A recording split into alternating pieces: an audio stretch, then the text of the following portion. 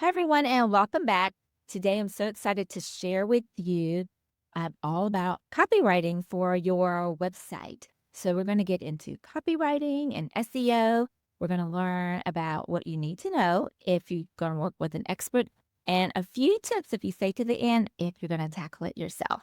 So, help me welcome Krista Walsh with Krista Walsh Copywriting. Hey, thank you so much. I'm happy to be here. Yes, I'm so glad you can join us today. We all know, therapists and other coaches and other service-based professionals, we all know we need a website. And so it's so easy today to find websites with templates, like you can find a Squarespace or Wix or WordPress. But once you have that pretty design that looks really pretty on your screen, the hard work starts, and that's the words on the page.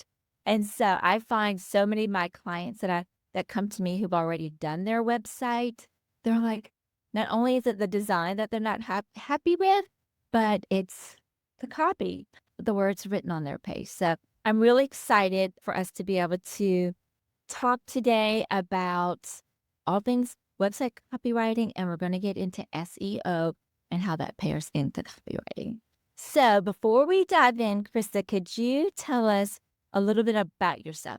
What were you doing before you became a copywriter and specifically a website copywriter? Okay, totally. So I started 7 to 8 years ago. So I think that would have been like 2017, 2018. I was at the time actually teaching, but I wasn't like a regular teacher in our United States school system. I was teaching abroad. So I was teaching English classes in Madrid at the time. And I really wanted to write, so I started freelance writing and I was doing like ghostwriting books and also a lot of marketing stuff. And over time, the marketing stuff kind of became my thing. And it really has morphed since then. Like every year, you just get closer and closer to what you're best at and what you really thrive in doing.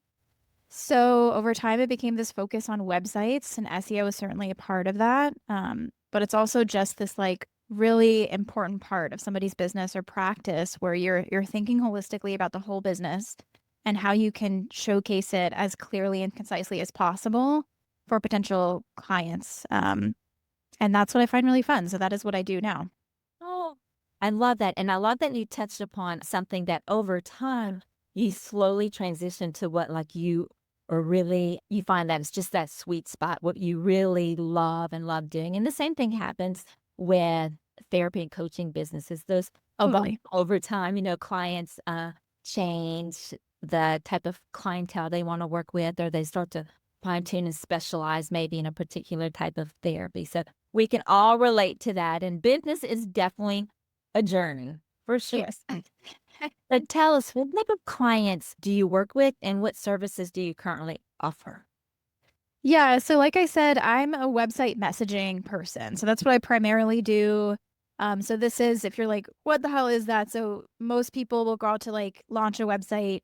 Sometimes you'll start like thinking like, okay, I definitely need a designer, right? But then you maybe don't realize that all of the words that go on your site, you could also hire an expert to do that for you as well, because that is you speaking to your potential client and it's massively important. So that's where I come in.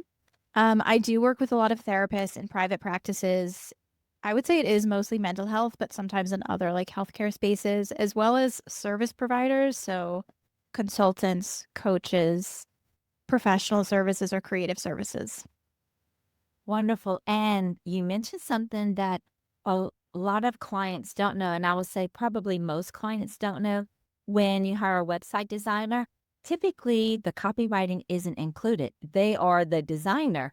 So in a traditional agency model, when you hire someone for your website, they will design your website around your website copy. And so when you work with professional copywriter, or if you put it together yourself, but design gets worked around there. So a lot of people don't realize how important copywriting really is, the core to your website. It's like you said, it's the messaging and the words on the page, and then how we deliver it as a website designer, how we deliver that design with the words to you. Before we dive in, tell us, what do you most love about what you do now? What a fantastic question. I mean, I am a writer at heart, so I really do love that part of the process, finding the right message. And then once you have that message down, like finding the right words to tell that message in the right order. That is really fun. There's a lot of like empathy involved for me once I get a handle on who you're speaking to and trying to like sink into how they are thinking at this moment of making a decision to hire a therapist or a service provider or whatever the business is. So yeah, I find that part of it fantastically fun. So yeah. And then I'm guessing like when you finish the copywriting for the website and you hand that off to your client and they read it and they're like, "Oh my gosh, it's like this came out of my own head or my own voice, but I could have never done this." That is the goal. Yeah. Yeah. So we hand it off and then there's like a collaborative revision period where we'll like really fine tune everything. So at the end, I would say most of my clients really do feel like they had a big hand in creating it. It's just that you don't have to sit there and be alone with it and do it completely on your own. So let's dive into website copywriting. Tell us in like the simplest terms, what is copywriting and specifically website copywriting? How does the website copywriting differ from other types of copywriting that people might use in their marketing? Sure. So a little like marketing 101 for people who are not in this space. There is two types of writing for marketing generally. There is copywriting and then there's content writing. And in digital marketing, these are the two types primarily. Copywriting is writing that is meant to persuade or to like it's anything in like a sales context. So most of your website pages fit into this category. Your goal with your website is typically to showcase your services, your sessions in a way that potential clients want to choose you if they're the right fit for you, right? Which is a sales function. And then content writing is more about education and, nurturing is another term we might use in marketing. So this is really commonly like your blog posts, but also sometimes social media content can fit into there. Where you're doing a lot of like, okay, so somebody who's not quite ready to hire a therapist, for example, but maybe they are struggling with a problem that you are an expert in solving. So you're like, let me write this article for them, helping them. So you're not necessarily at the end expecting them to become a client, but you are showcasing your authority and expertise. So that would be content writing. And then copywriting is more in the persuasive sales angle. So I do copywriting. And then within that, it's for your website.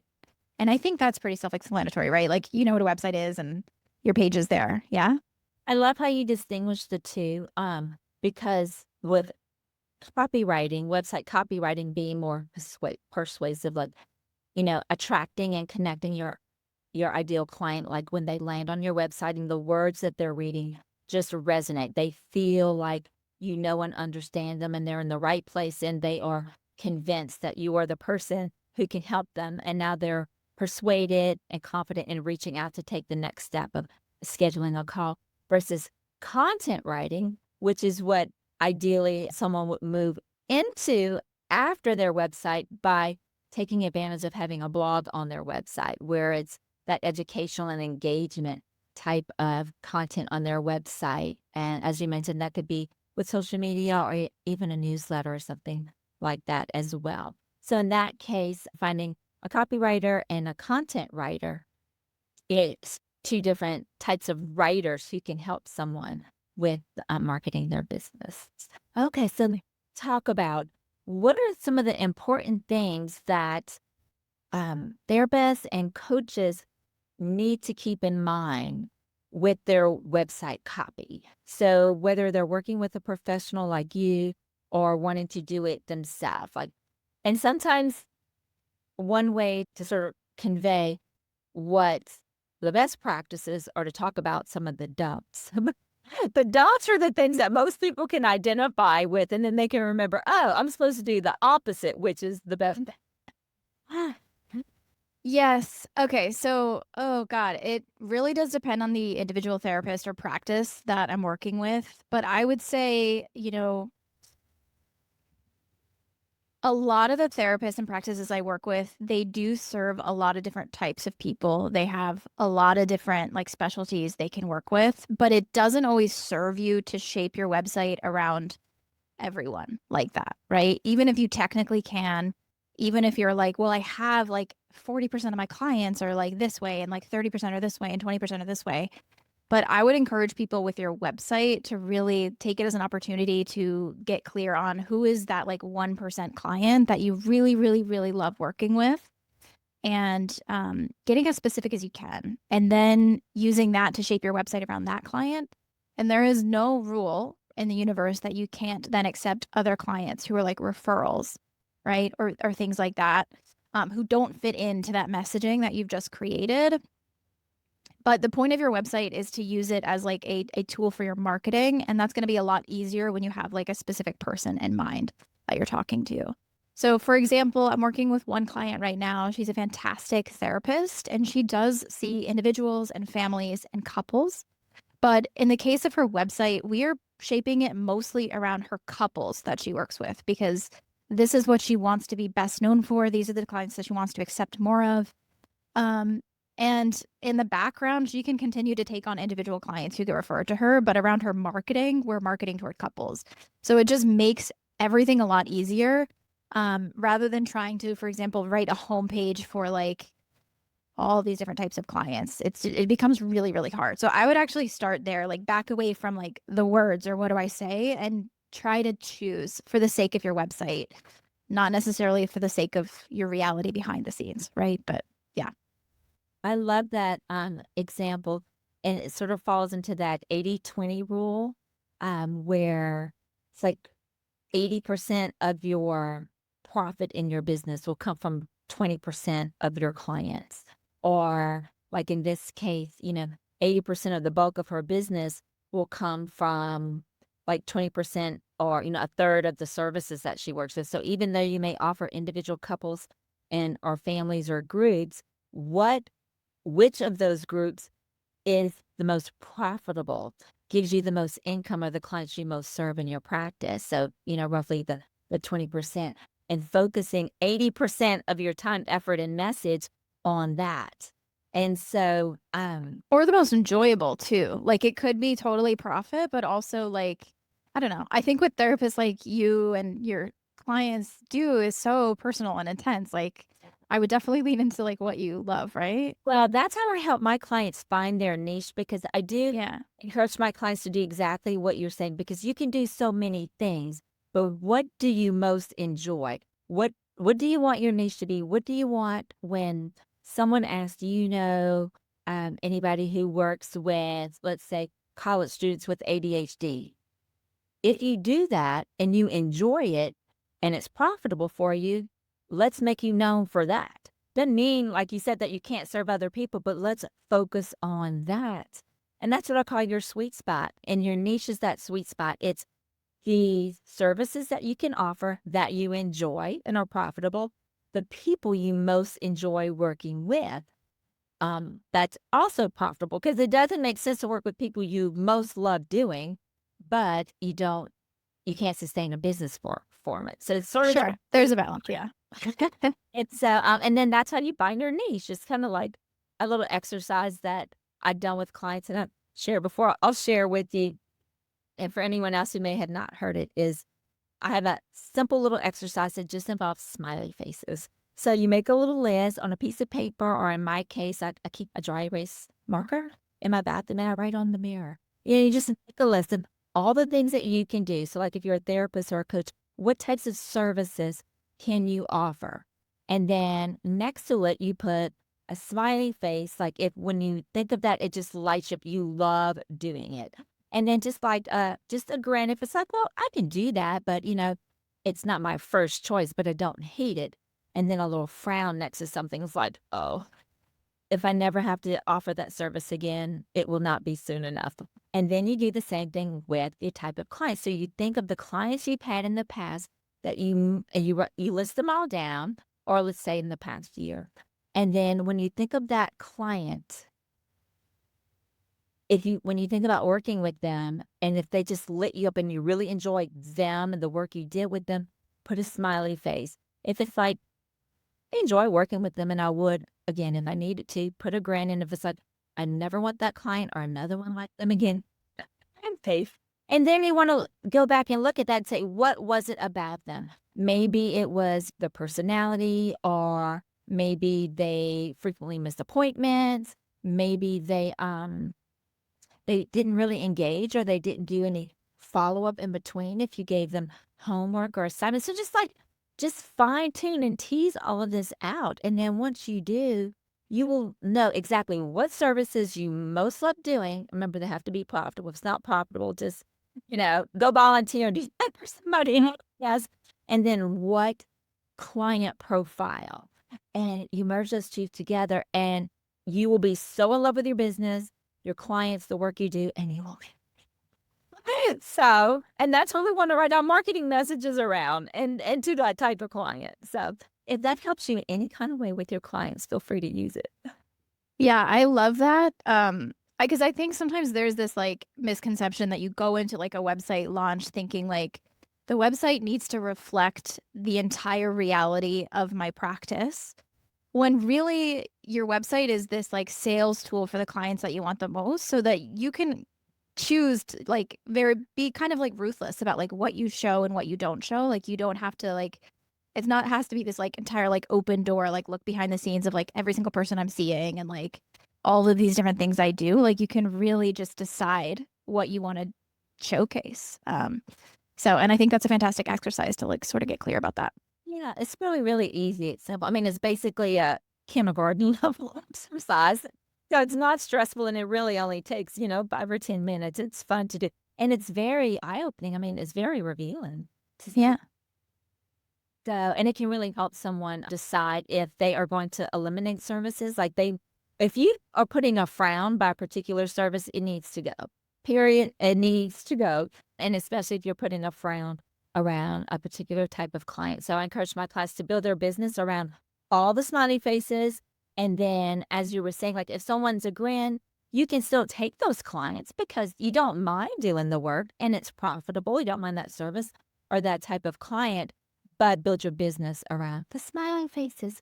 And then you will have joy in your business, your life, your practice, and so will your client. Yes. And let's talk about messaging. I see a lot of the websites all about the therapist, especially if the language is fairly like academic, like leading with modalities or things. And most clients, even I find like the therapy aware clients who have like been in therapy before, a lot of them still don't know the ins and outs of the modalities, or they don't feel comfortable like being like, yes, I need IFS or whatever. Like they don't know, even if they know what it is. So leading with that can be a little jarring or confusing for an audience of lay people who did not get your degree, right? Or have your experience. So I usually ask therapists like what kinds of things do they say in intake or consultation calls, if they have a practice where they're the ones doing them. And if not, I usually ask to speak to their intake coordinator. Because if they're closing clients, I don't know if you want to use that language or not, but like somebody's getting on the call, they're interested and you're talking to them. Like, what are you actually saying to them that makes somebody go like, oh, yeah, okay, let's do it?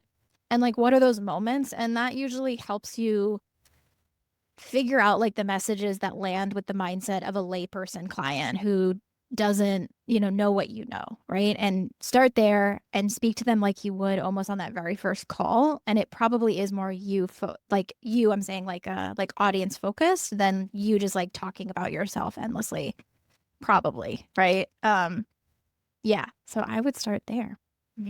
And that's what I call a client-centered website. So, and any helping profession, the work you do should be client-centered. It's centered around them. And so the messaging on your website, no matter who you work with, should be centered around the person you're wanting to serve. But that's much of the website, not this much of the website. Totally. Yeah. Well, anything that you wanted to talk about copywriting before we dive into SEO and visibility? Yeah, I think I'll just like for context for people, like whether you're writing your own or working with a professional like me, the writing part is the last part. Like there is so much of it, I hope you've like seen it through the conversation, is about like figuring out what the message is. So like the what we're going to say, like cutting away the unnecessary pieces, diving into that ideal client that you want to work with and figuring out what they need to hear early on in the process to feel seen, but also feel like this therapist is saying something different than the other people I've talked to. Therefore, like I can actually make a decision about them. Um, and then you can focus on the words, right? So you can like almost like how I write is like I write like a straightforward, like, here's the message. And then I pull it apart, put it into the format of the website. And then I'm kind of like iterating and iterating and iterating. And that's where like the actual writing, quote unquote, is where you're like playing with words and figuring out how to make it tighter. So I wouldn't start with like, okay, I got to have the perfect headline first because you're just going to get so stuck if you start there. You got to get the message clarity first. Yeah. The headlines come last. I mean, Last, yeah. but they come last. And then that is, that's inspired by the copy below it, the paragraphs below it. But making sure we include those keywords. So speaking of keywords, let's go ahead and talk about SEO and visibility. So in a way that's sort of easy to understand, how do you explain search engine optimization, SEO, and why it matters when it comes to website copywriting? Yes. Okay. So for somebody who I would say most people have heard of SEO, but it feels like this like weird techie thing. The way I explain it is like back in the day we had phone books and like you'd go to like your category, like, oh my God, I need a plumber in my town. You go to the plumbing category, you have these list of businesses, and certain ones would name their business like ABC, blah, blah, blah, because they knew that would get them to the front of the list and that a lot of people are lazy and they're just going to call the first one. So that, that's like the 1980s version of SEO, I think. So like now you're trying to get your business to show up for somebody's city, like where their IP address is, where they're searching, and they're like therapist for couples or something like that, or like therapist for OCD or something, or child psychologist. And Google understands where your computer is, so it's going to show results that are actually like physically near you. And SEO is just making sure that Google can read your website and match it to those queries that people are searching for so that you show up. So when we're talking about the keywords and the keyword phrases that clients are searching for so that Google or other search engines can serve up to you, now that someone knows what those keywords are to use in their SEO, how do you best use those keywords on a website? Like, what are the things you definitely want to do with the keywords and things you don't want to do? Okay, so some best practices are like if we're skipping through the keyword research part, you've got a list of keywords that you want your website to rank for. Typically, it's things that are straightforward, like what you do and who you do it for. Therapist for blah, blah, blah, or for symptom, right? That's pretty much where it's going to be for private practices like that. And also probably your location. Even if you're a virtual therapist, a lot of people are bound by state licensure. So the location really matters. And I would actually add, even if you're like part of like SciPact or something like this, where you can serve like the majority of the United States, I would still lean into your local location because it's just going to be a lot easier to rank for. When you try to rank globally and like include no location terms, you're competing against like Talkspace and BetterHelp and these just massive, massive companies that you probably don't have a chance to outrank. So I would still like go with the city that you're actually in. So your keyword plus your location. Best practices, you want to get it in like early on your website. So you're thinking your homepage, you have a headline, probably a subtitle. So if you can, put it in the headline. And if not, definitely get it in the subtitle. So you want those first 100 words on your website to say it. And then from there, taking your keywords and using them as you can in your headlines and your body copy, trying to make it sound as natural as possible. You can swap in like variations and synonyms. Google is pretty smart. It kind of understands that it means the same thing. If you say therapist or counselor, for example, just being careful, that you're being accurate to your actual license. Yeah, I would say that's where to start. In terms of what not to do, maybe the biggest offender would just be using the keyword so much that it makes it really hard to read. Like if you're trying to read it out loud and you just can't because you're tripping over the keyword so often, that's a sign that you're maybe using it too much. I love that tip. Yes. Or sometimes people get confused and they think they need to include the phrase near me, like actually in their copywriting. So like, because people will search like child psychologist near me, and that will come up in your keyword search tools that's like, oh my God, it's got so many searches because it's everyone in the world that's using that term. Right. But the way that Google is actually not ranking websites when you use the term near me, it understands that what the user is actually looking for is a physical proximity. And so because Google has your IP address, it's just showing you websites that are saying that they're in your city versus websites that say the phrase near me. So there's really no point in using that at all. So if you're thinking about that, you just don't need to do that. Anything else about SEO or visibility that you'd like to share? Maybe any myths that you've heard about SEO or any outdated advice that people should avoid? Hmm. So it's not just your copy that matters. You know, there are a lot of other things you can do to sort of boost your ranking potential. So get a Google business profile, which is the thing that shows your practice on Google Maps. Because, you know, if you notice, like just do a test on your own computer, like therapist near me or whatever it is, like a lot of those results will be the Google Maps results first, actually. So if you can get there, that's phenomenal. Like even if you're a virtual practice, you just have to like, you may have to do like a phone call with the team at Google to say like, no, I have like an office in my home and it's real or whatever, and here's the address.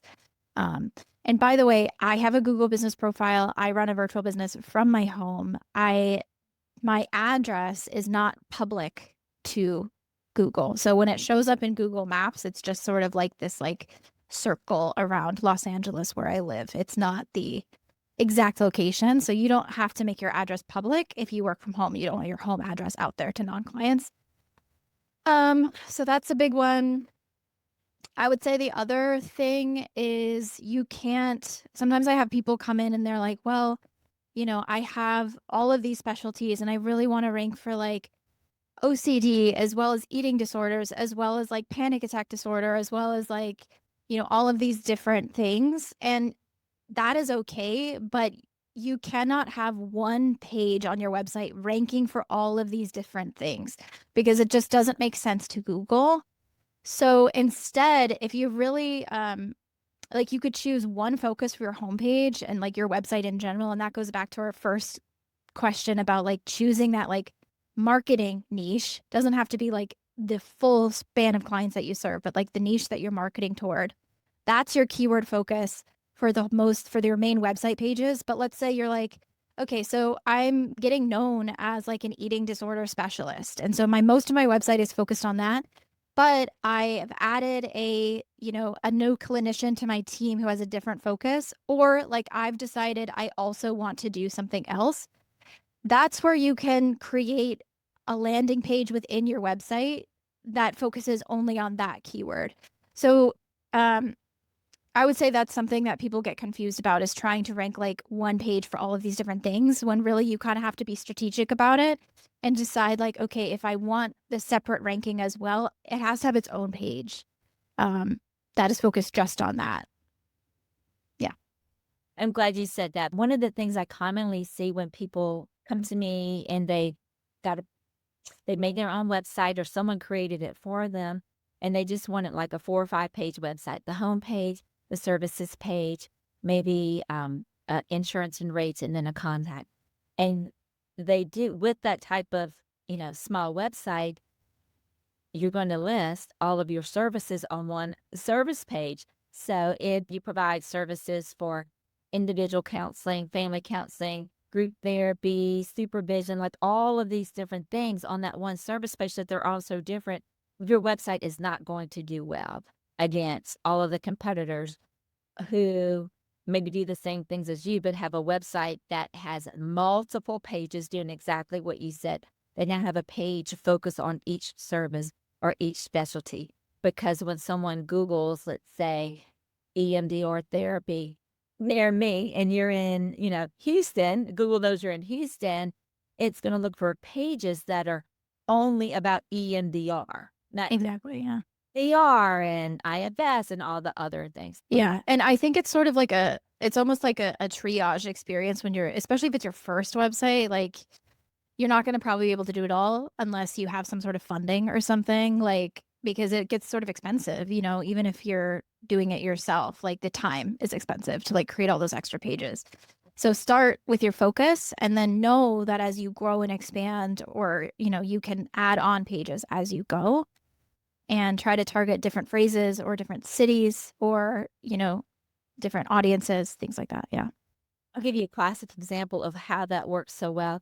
I have a client and we created her website and she had 3 specialty areas of practice. And so that was on her homepage. We had the 3 little things.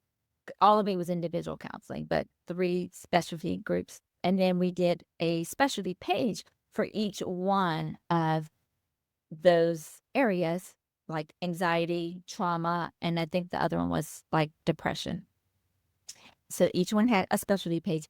And then she decided to add clinical supervision to her practice so she could supervise other clinicians. And I was so proud of her because one of the things that's important for me is if my clients want to know how to maintain their own website, that I teach them how to do that so, they can do that themselves. And so I showed her how to duplicate her specialty page, follow the little outline, and then she went in and she edited the copy and changed the pictures to match with the design. Showed her how to do the SEO, like the back end SEO with her meta descriptions and titles, and then how to submit the new page to Google Search Console. Yeah. The next day, she was ranking on page 1 at the top for back supervision in Louisiana. That's amazing. Yeah. I love stories like that. It works.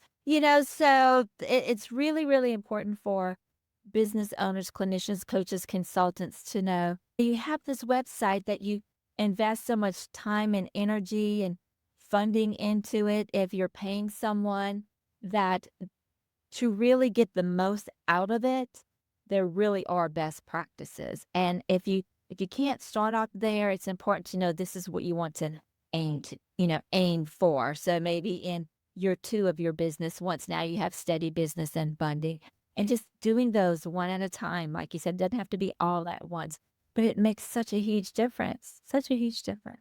Totally. And I usually, when I'm working with people where SEO is like a major goal of theirs, I have an SEO specialist that I bring in to partner with. So I'm making sure we're targeting the right keywords so that they have a shot at ranking, basically. Yeah. That's wonderful. It's so important. Yeah. Okay. So,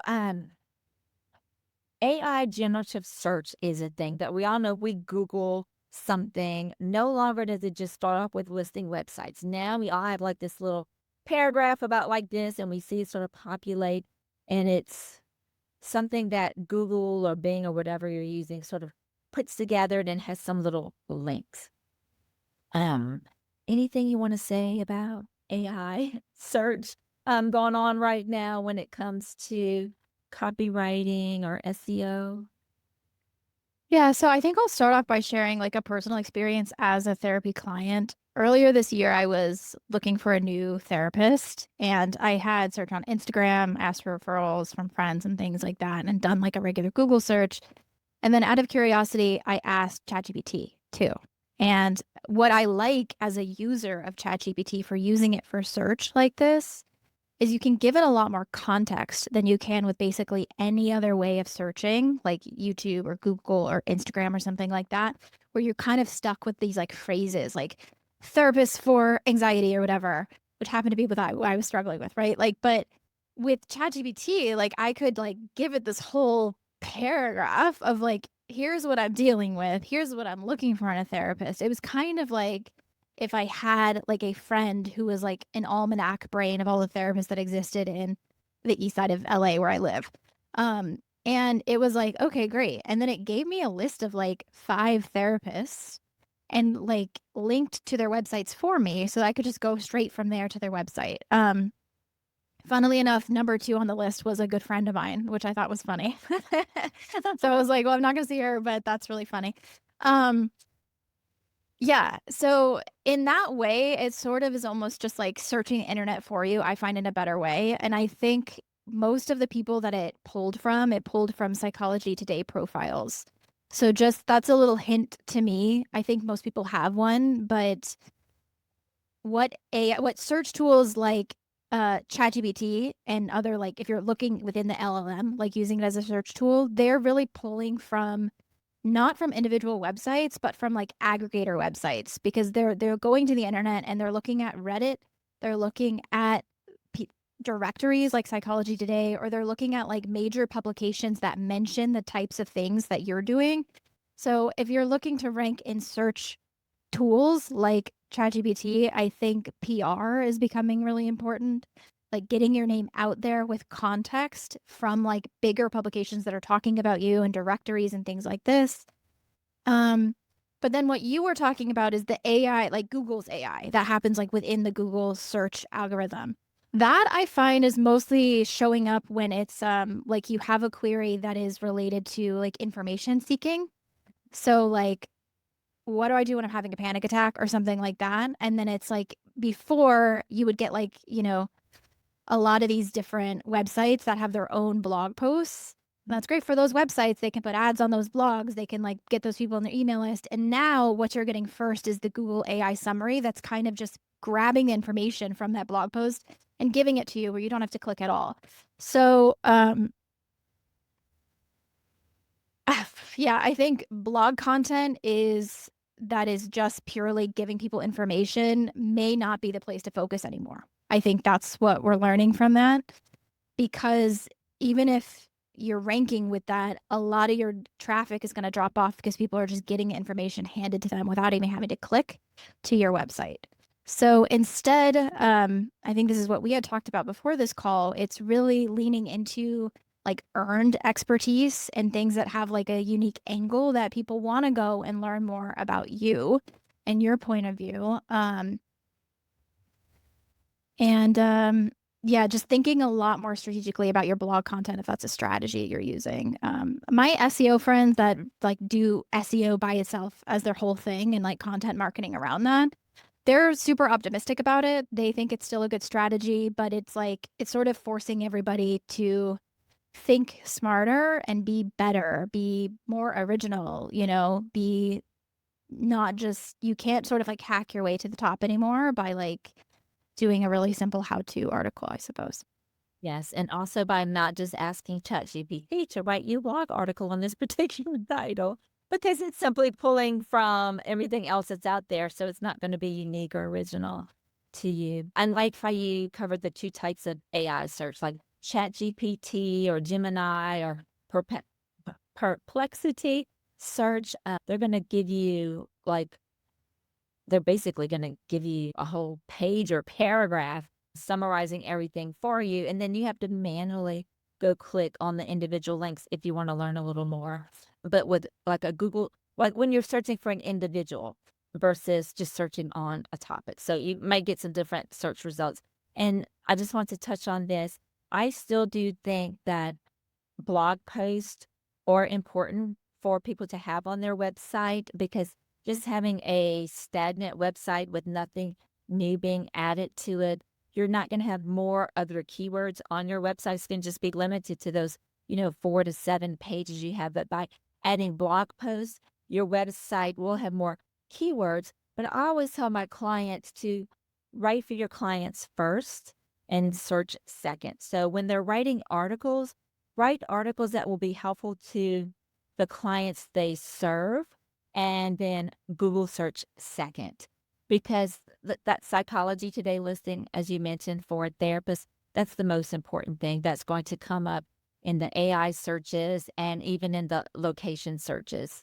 I just don't know how you can get away from it, because every time I search for anything as I test things out, the Psychology Today comes up every time. Yeah.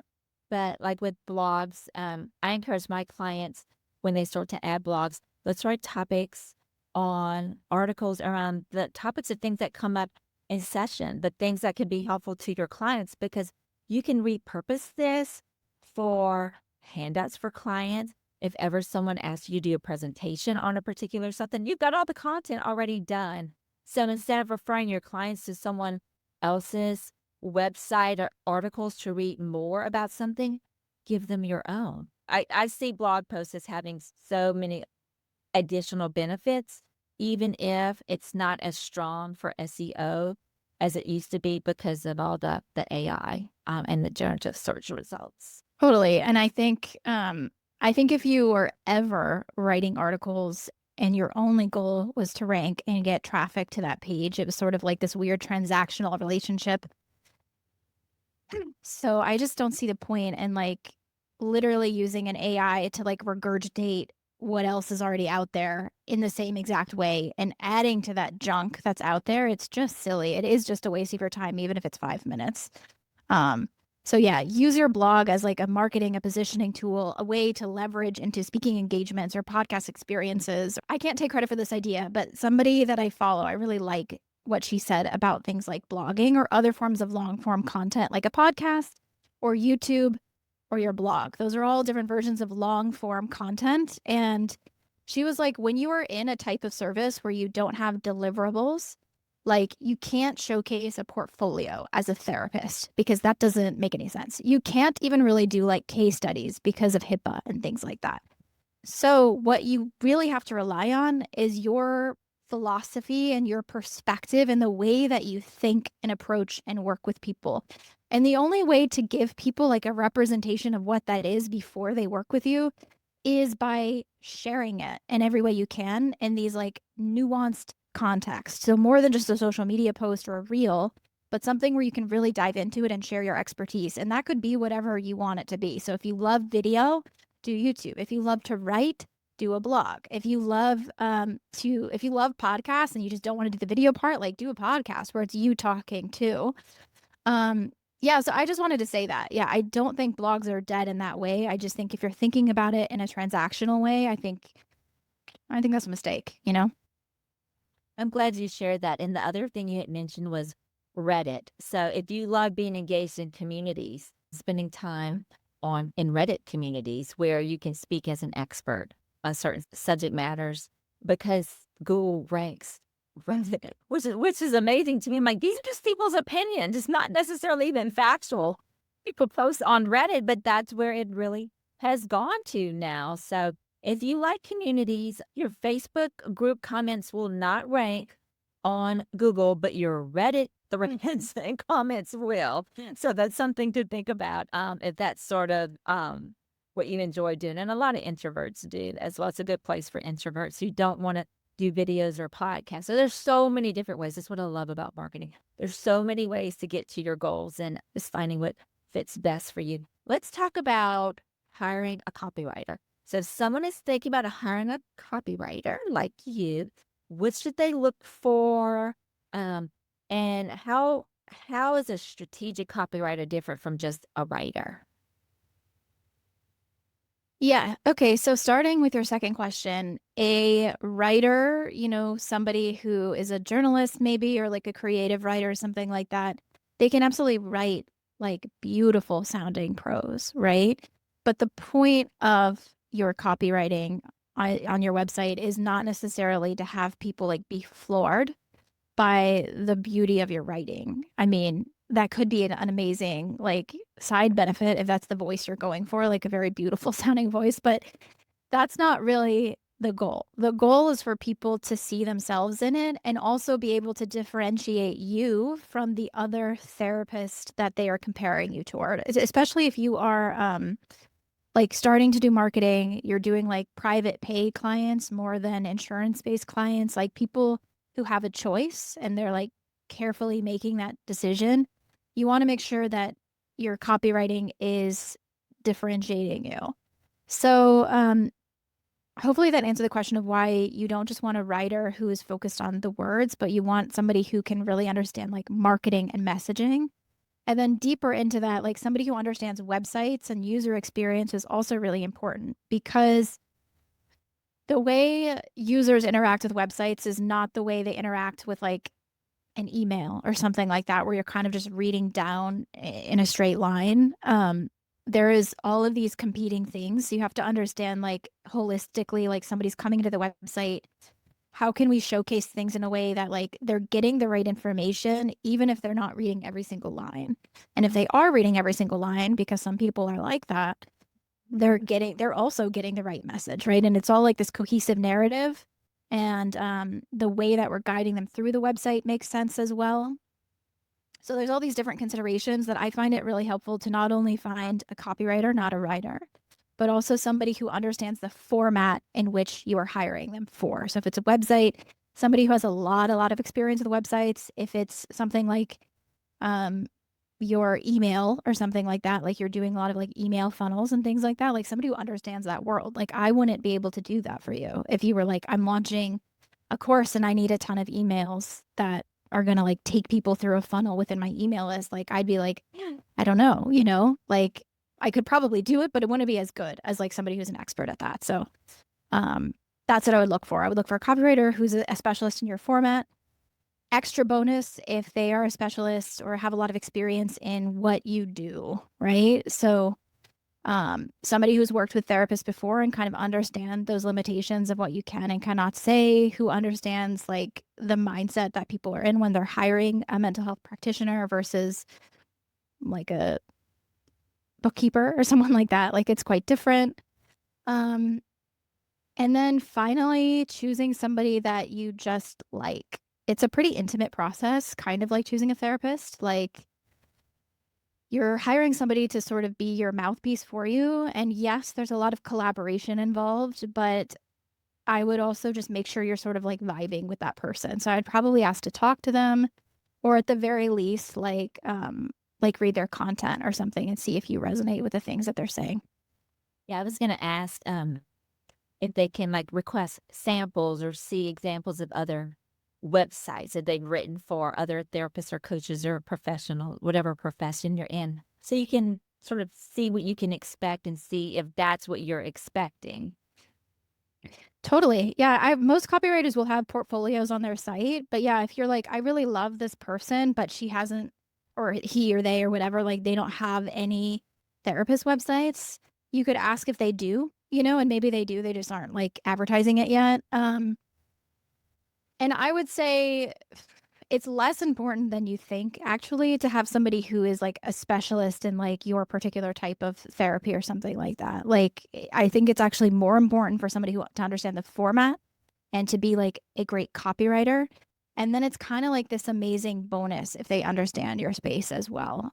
So if you like somebody and you're like, oh, but they haven't written for a therapist before, but they've written for like a coach or something like that, I think that's okay. I don't think you have to worry too much. Yeah.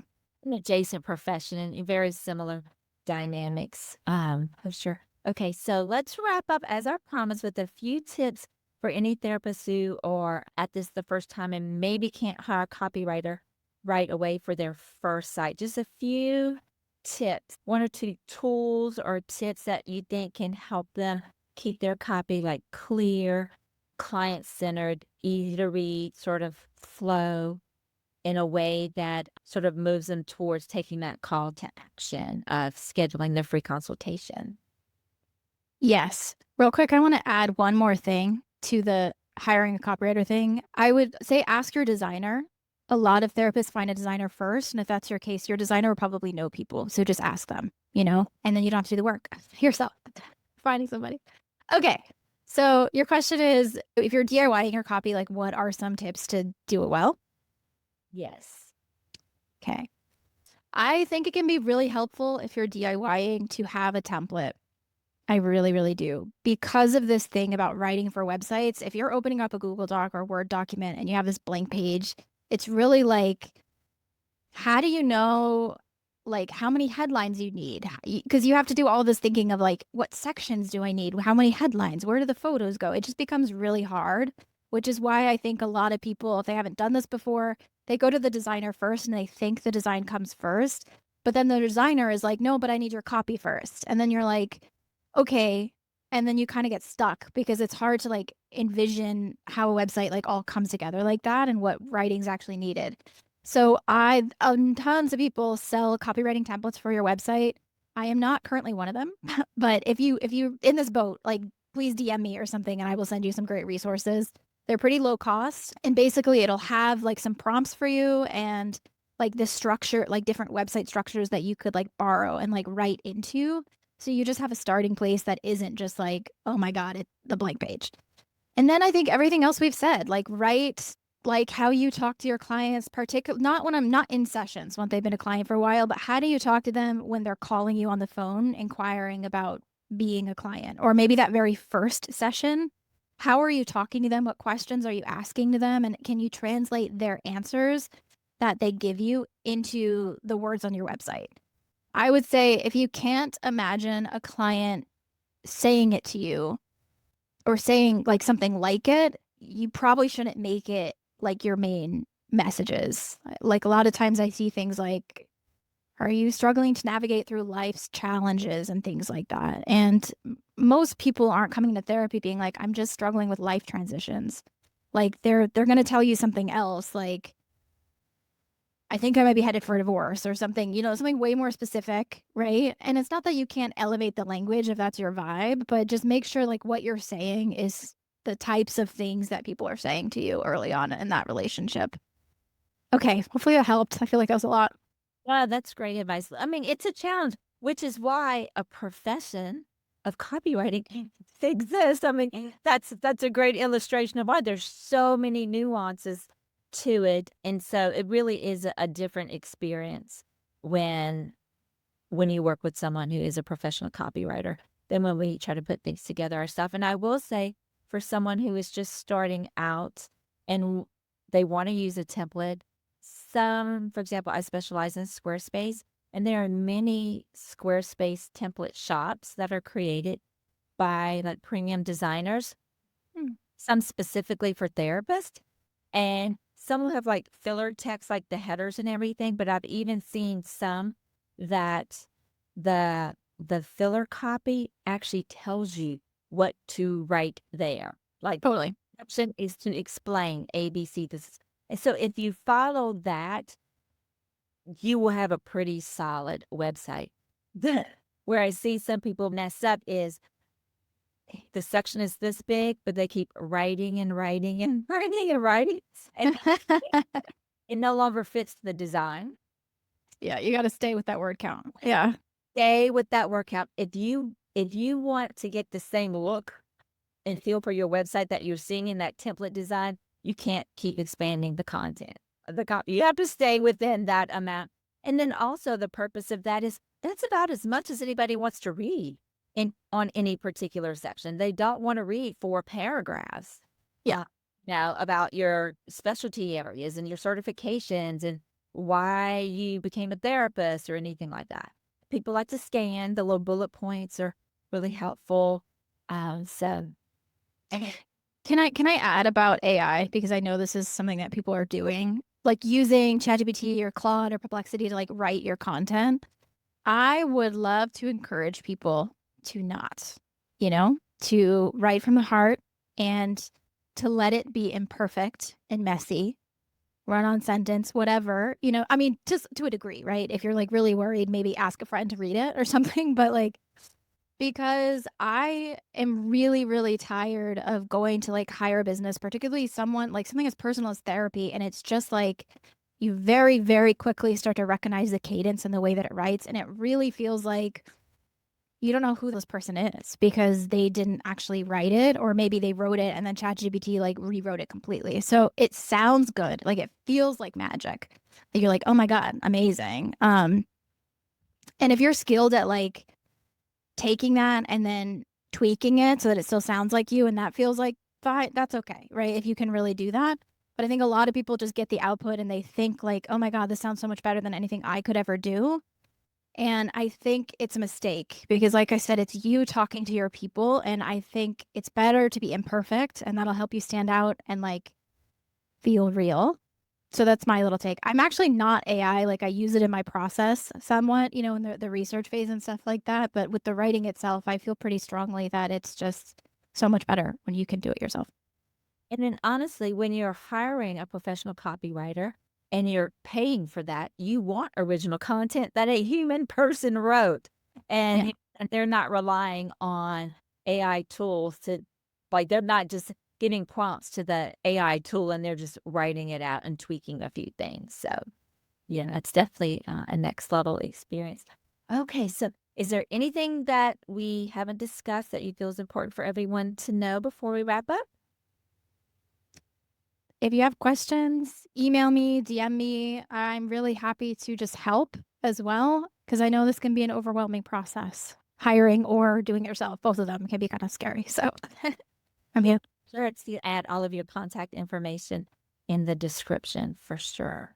So before we close, I always like to ask, as a business owner, because everyone I work with is a business owner. So you personally, as a business owner, is there something that you've learned or some words of wisdom that you enjoy sharing with new business owners who are just starting their journey in marketing and building a business?